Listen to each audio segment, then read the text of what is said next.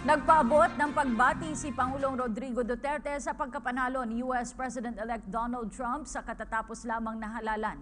Kasabay nito ay umaasa ang Pangulong Duterte na magpapabuti pa ng Pilipinas at Amerika ang relasyon nito sa ilalim ng bagong administrasyon. Nangangamba naman ang ilang ekonomista sa posibleng negatibong epekto ng pagkapanalo ni Trump sa ekonomiya ng bansa. Si Pauline Recuesto sa detalye.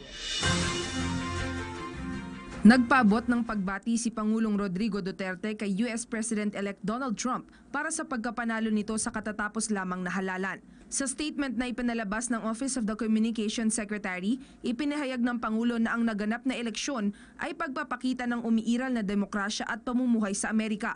Sa ilalim umano ng two-party system, nabibigyan ang mga botante ng kalayaang pumili ng kanilang leader batay sa mga plataporma nito at hindi lamang sa kanilang personalidad. Hiniling naman ni Pangulong Duterte ang tagumpay para kay Trump sa susunod na 4 na taon bilang Chief Executive at Commander-in-Chief ng US Military.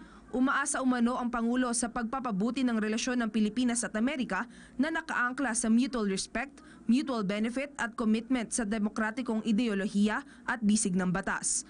Samantala, pinangangambahan ngayon ni Socio-Economic Planning Secretary Ernesto Pernia na posibleng magkaroon ng masamang epekto sa ekonomiya ng bansa ang pagkapanalo ni Trump. Ani Pernia, dahil may tendency si Trump na maging inward-looking at protectionist, ay maaaring mabawasan ang investments mula sa US. Dahilan para humina ang business process outsourcing sector ng bansa. Noong 2015, 10% ng gross domestic product ng Pilipinas ay nagmumula sa BPO sector.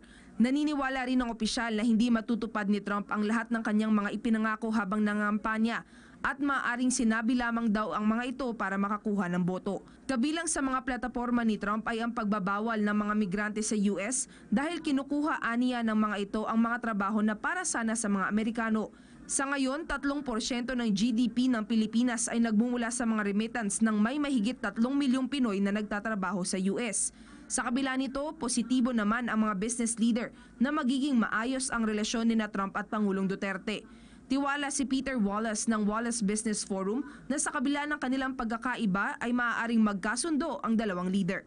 Para sa PTV News, Pauline Recuesto.